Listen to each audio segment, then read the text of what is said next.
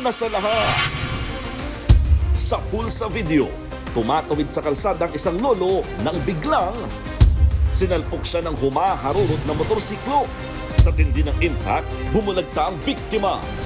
Ang buong detalye ng balitang yan, abangan maya-maya lang. Magandang hapon, Pilipinas. Kasama ang buong puwersa ng News 5. Ito, Frontline Pilipinas Weekend. Babaeng magsasaka sa Negros Occidental, walang habas na pinagsasaksak ng isang lalaki.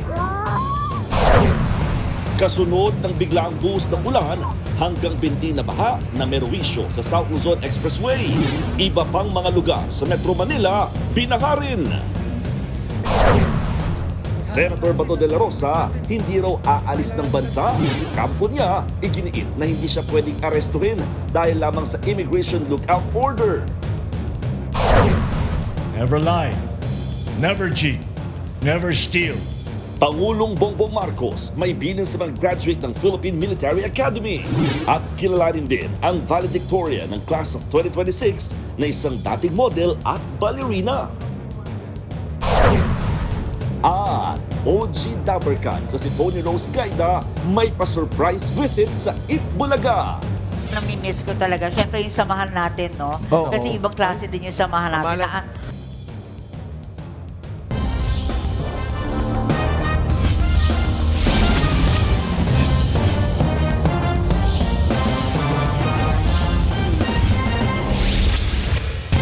Sa ibang balita, sa pulpo sa CCTV ang pagbangga ng motorsiklo sa isang lolo na tumatawid sa kalsada sa Cebu.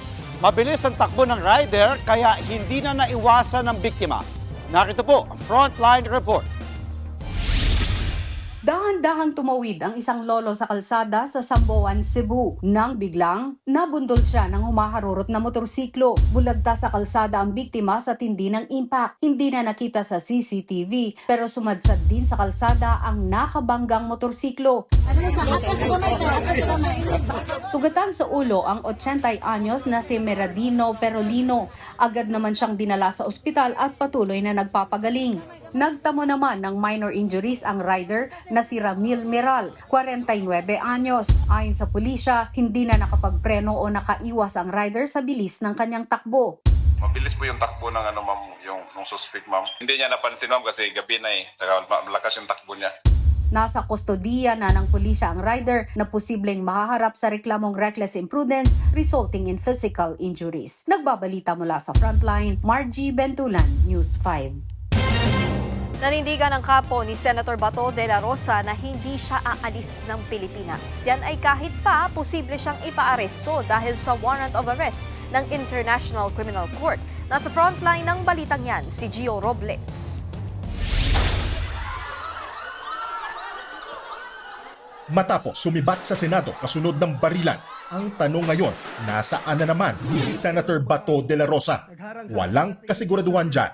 Pero ang sure ayon sa abogado ng senador na si Attorney Israelito Torion, hindi raw aalis ng Pilipinas si Bato.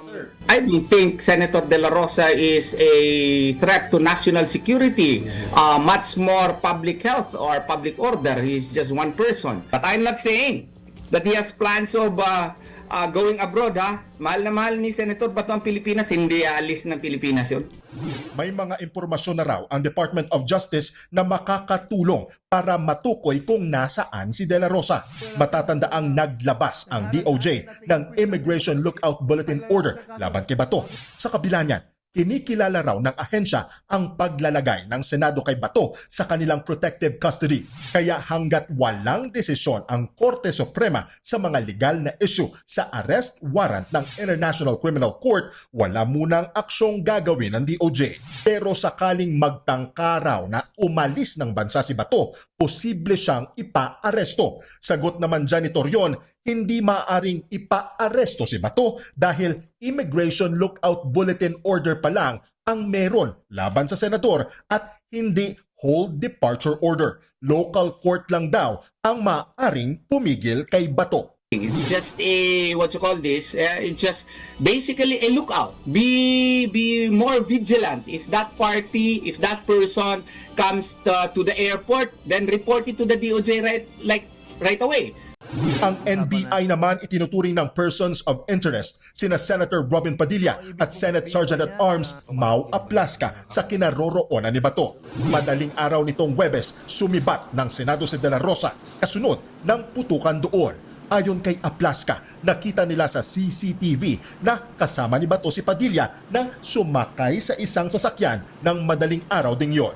Yung nakita po namin sa CCTV at saka yung report po ng ating mga security personnel na nakita po si Senator De La Rosa at si Senator Robin Padilla na naglakad at sumakay sa sasakyan at lumabas sa premises ng Senate about 2:30 ng madaling araw.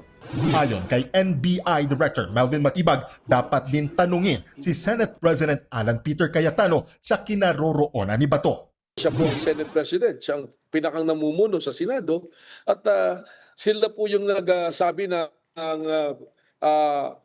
protective custody ng Senado si Senator Bato. So, yung sabihin po niyan, they have the commitment to protect him. Suportado naman ni Senator Raffy Tulfo ang desisyon ng Ombudsman na suspindihin ng 6 na buwan si Aplaska na umamin na una siyang nagpaputok sa NBI. Pero dapat din daw mapanagot ang mga NBI asset na gumanti. Patuloy ang kaliwat-kanang investigasyon sa barilan sa Senado. Ang NBI bumalik kahapon sa GSIS building para sa sarili nilang investigasyon. Tumambad sa kanila ang mga tama ng baril sa iba't ibang bahagi ng gusali. Ang PNP naman, inokolekta na ang lahat ng kopya ng mga CCTV para magkaalaman na. Pati footage ng media, hinihingi na rin nila. Nagbabalita mula sa Frontline, Gio Robles, News 5. Kaugnay ng balitang yan, ayaw raw tanggapin ng Senado ang sabina para sa mga CCTV footage noong nagkaputukan sa loob ng Senado. Ayon po yan mismo kay Ombudsman Boying Remulla. Sa kabila nito, kinukonsidera raw nila na natanggap na rin ng Senado ang notice. Pero ayaw nila tanggapin. Hindi ko sila naintindihan. Yun naman, Kasi sa akin, considered served na yan kahit hindi nila tinanggap. Kasi may notice na sila. Ng Ombudsman ang mga kopya ng CCTV para sa ginagawa nilang investigasyon para matukoy ang tunay na nangyari noong gabing iyon at kung paano nga ba nakalabas ng Senado si Senator Bato de la Rosa. Samantala, pinabulaanan ng Senate Office of the Sergeant-at-Arms ang mga ulat na wala raw available na CCTV footage sa second floor ng Senado. Giit niya, fully operational o gumagana ang lahat ng mga CCTV sa palapag sa mga oras na iyon. Higit 200 kadete po ng Philippine Military Academy o PMA ang nagsipagtapos ngayong araw. Bilin sa kanila ni Pangulong Bongbong Marcos maging tapat sa saligang batas at hindi sa pansariling interes. At live po mula sa Baguio City, nasa frontline ng balitang yan, si Gio Robles. Gio, ano pa yung naging mensahe sa kanila ni Pangulong Marcos? Andre, never lie, never cheat, at never steal. Yan ang paalala ni Pangulong Bongbong Marcos sa mga kadete na nagtapos dito sa Philippine Military Academy kung saan isang dating modelo, ballerina at proud Batangueña ang valedictorian ng Class of 2026. Mula sa mahigit 37,000 na mga aplikanteng nangarap mapabilang sa PMA Talang Dangal Class of 2026, 207 na lang ang natira sa bilang na yan at nakapagtapos nitong Sabado. Ang 23 anyos na si Christine K. de Mesana Librada ang top 1 o valedictorian ngayong taon. Dating modelo at ballerina si Librada na tubong Lipa, Batangas. Kwento niya sa News 5. Nakatulong daw ang pagiging inclusive ng PMA sa mga babaeng kadete. Bukas daw kasi ang academy sa sino mang may puso para maglingkod at maging leader anuman ang kanilang pinagmulan. Umaasa si Librada na maging inspirasyon sa mga kabataang babae na magtagumpay hindi lang sa PMA kundi sa ibang larangan. Kadalasan po kasi akala nila pagpasok po sa Philippine Military Academy, hindi mo na magagawa yung mga bagay na gusto mo. Pero kaya ko po yun ipinakita dahil gusto ko na makakapag-inspire ng ibang mga tao na while you are serving the nation, you can also serve kung ano yung mga gusto mong mangyari bilang isang tao na may personal na ambisyon. Pero higit sa lahat, the greatest ambition of all is to serve the Lord and to serve our country. Retired military officer ang ama ni Librada na takot daw noon pumasok ang anak sa PMA. Product din ako ng PMA from class 97. So alam ko yung experience, alam ko yung klase ng training. So ako yung kauna na nag-disagree. But nung sinabi niyang gusto talaga niya, so wala akong choice kundi suportahan lang siya. 3 beses naman nabigong makapasok sa PMA ang top 2 ng class of 2026 na si Aero Cadet First Class Mark John Vincent Katakutan. Mabuti na lang daw at hindi siya nawalan ng pag-asa at hindi bumitaw sa kanyang pangarap. Mensahe niya sa mga nangangarap pumasok sa academy. So sa mga PMA aspirants po, lalo na sa mga ilang beses nang nag-fail pero nangangarap pa rin, do not let your fear or failure define your limits. Kasi hindi po ito ang katapusan. Kung ikaw man ay nahihirapan o ikaw man ay nabigo, hindi po ito ang katapusan. Ialay nyo lang po lahat sa Diyos. Siya po ang bahala sa inyo. Guest of honor at speaker si Pangulong Bongbong Marcos. Sa kanyang talumpati, pinaalala niya sa mga graduate na manatiling tapat sa saligang batas at hindi sa personal o politikal na interes. Binigyang diin din ni PBBM ang honor code ng PMA. Paalala pa ng Pangulo sa mga kadete. Never lie, never cheat, never steal, and never tolerate those who do. Because silence in the face of wrongdoing is a betrayal of your values, a betrayal of your country, and a betrayal of the very principles that you have sworn to defend. Along the way, you will encounter a lot of forks in the road that will test your resolve. Nag-iwan din ng mensahe sa mga nagtapos si Vice President Sara Duterte. I urge you to personify integrity and courage at all times. Stand firm against all threats to our sovereignty and our liberties. Do not waver, even in the face of the most difficult challenges. Matapos ang seremonya, masayang nagdiwang ang mga nagtapos na mainit na sinalubong ng mga halik at yakap ng kanilang mga kaanak.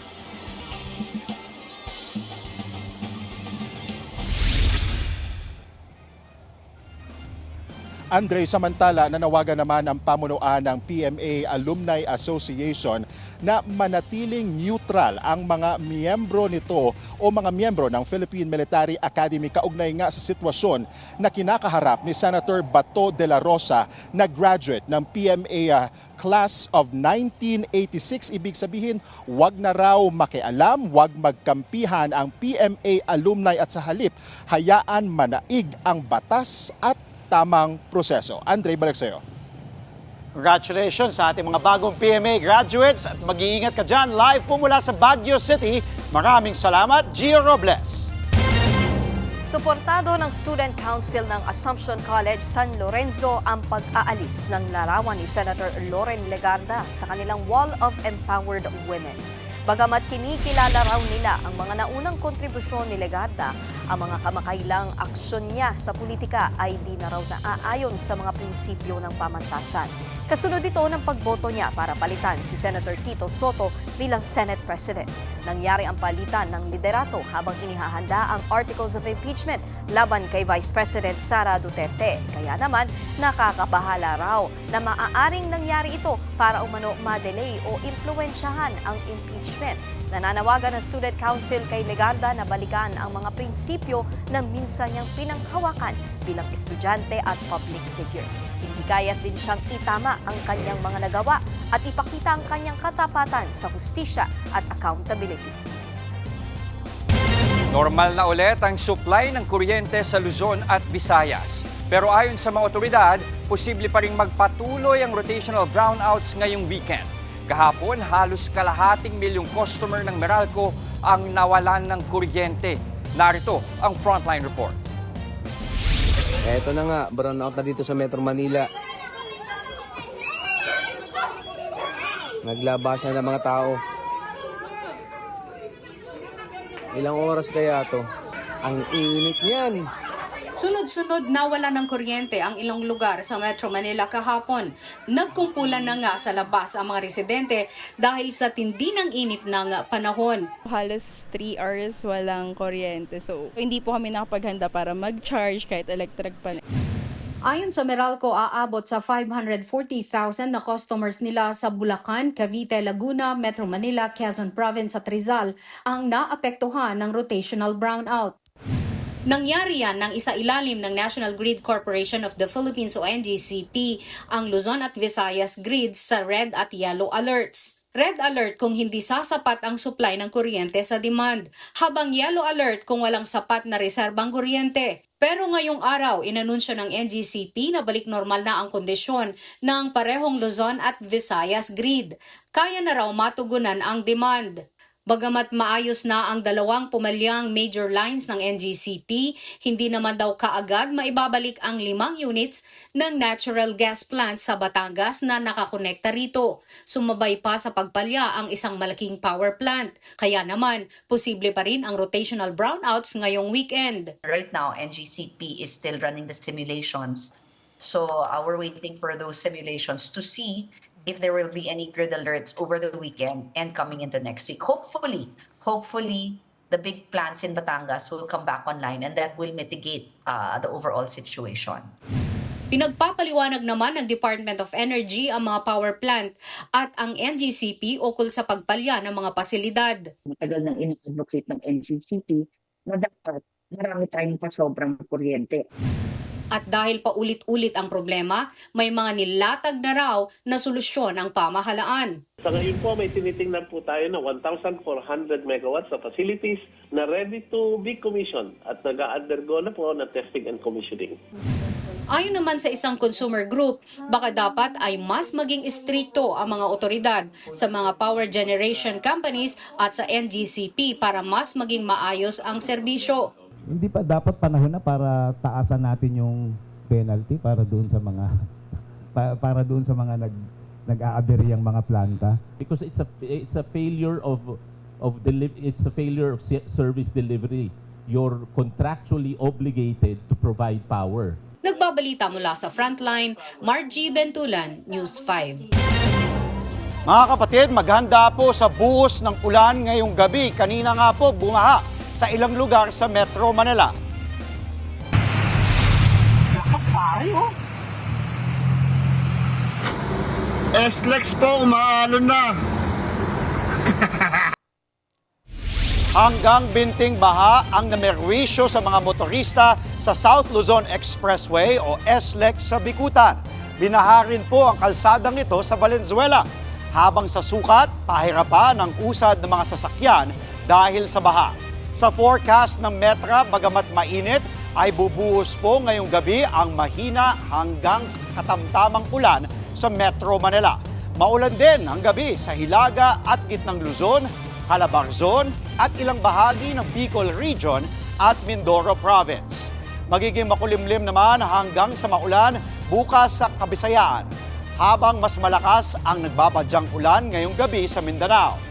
Posible pang maulit ang mga pag-ulan bukas. Ayon po sa Pag-asa, dulot yan ng localized thunderstorms at frontal system o yung hangganan ng mainit at malamig na hangin. Susunod, News 5 exclusive. Pulis na sangkot sa viral video ng panunulak sa isang rider, nagsalita na. At OG da Barkads na si Tony Rose Gaida bumisita sa Itbulaga. Lahat ng yan sa pagbabalik ng Frontline Pilipinas Weekend.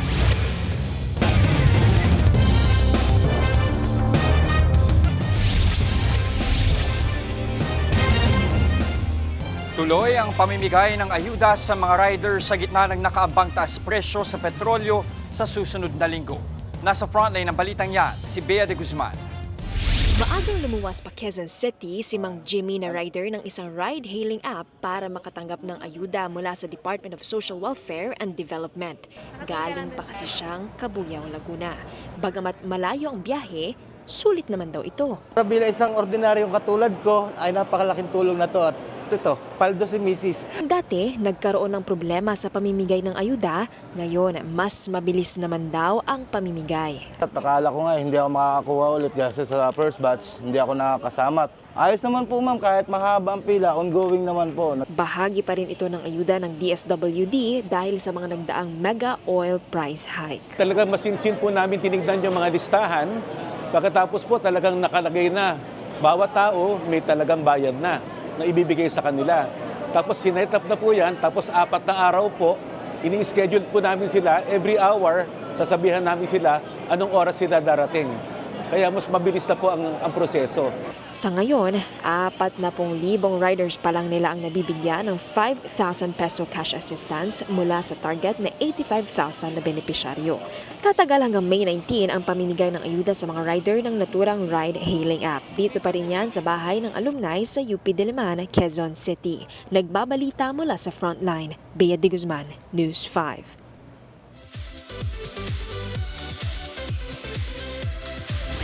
Umabot na hanggang Davao City ang paglilibot ng A Secret in Prague at My Best Friend Eman team. Kanina, 6 na barangay ang binisita ng ating primetime team. Bitbit nila ang mga palaro at surpresang regalo para sa ating mga kapatid, gaya ng sulit TV boxes, iba't ibang mga merchandise, grocery packs at cash prizes. Susunod namang bibisitahin ng primetime team ang Cainta, Rizal at Lipa City sa Batangas. Susunod, mga Pilipinong tripulante sa cruise ship nagnegatibo sa hantavirus. Huwag po kayong bibitiw mga kapatid, magbabalik ang Frontline Pilipinas Weekend.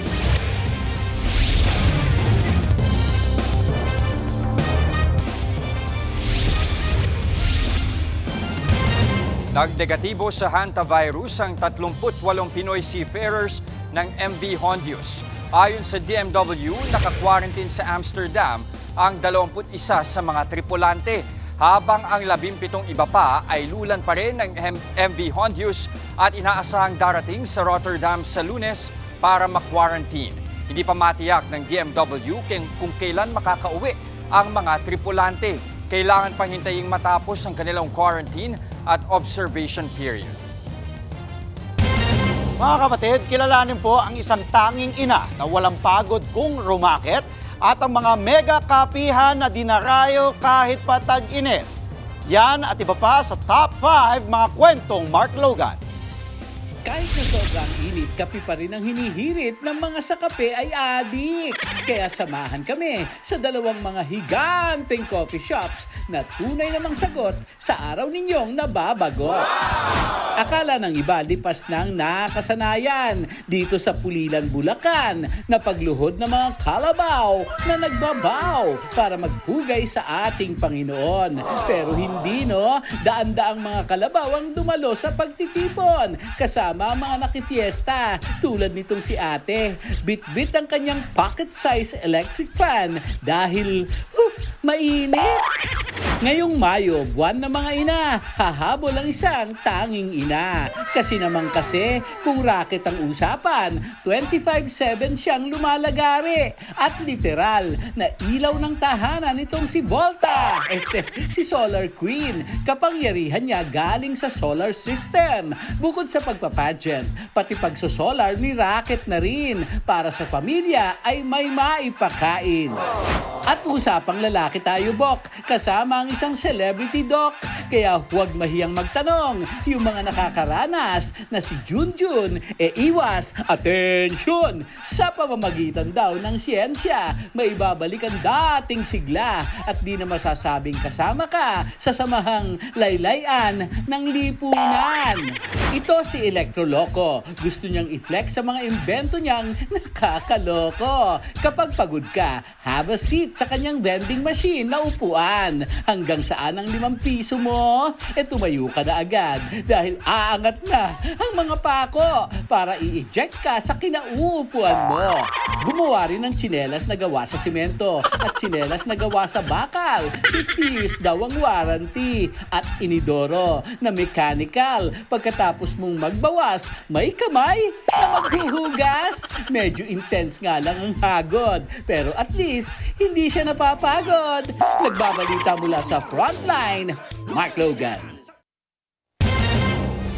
Susunod, OG Dabarkads na si Tony Rose Gaida may pa-surprise visit sa Itbulaga. Tuloy-tuloy ang balitaan sa Frontline Pilipinas Weekend.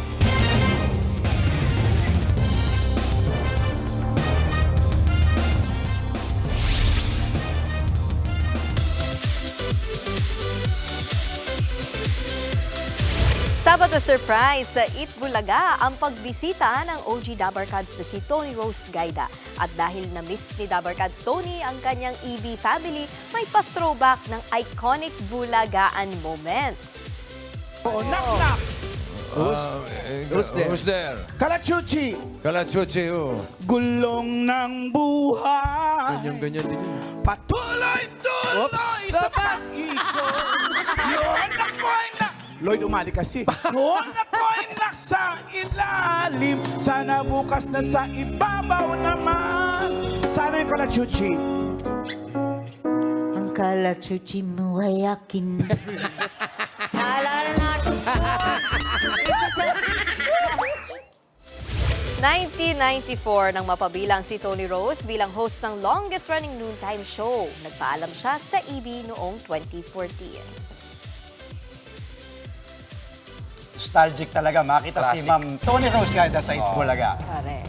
Hindi, parang naabutan mo. Ay, oo naman. Naabutan mo. Naalala ko. Okay, Sabi ko nga, in okay. fairness, tumanda ng konti but she looks the same. Diba? Pretty pa rin. At yan po ang mga impormasyong dapat ninyong malaman. Mga balita para sa may alam at may pakialam. Kami ang inyong mga kapatid sa Balitaan at Public Service, walang iwanan sa Frontline Pilipinas Weekend.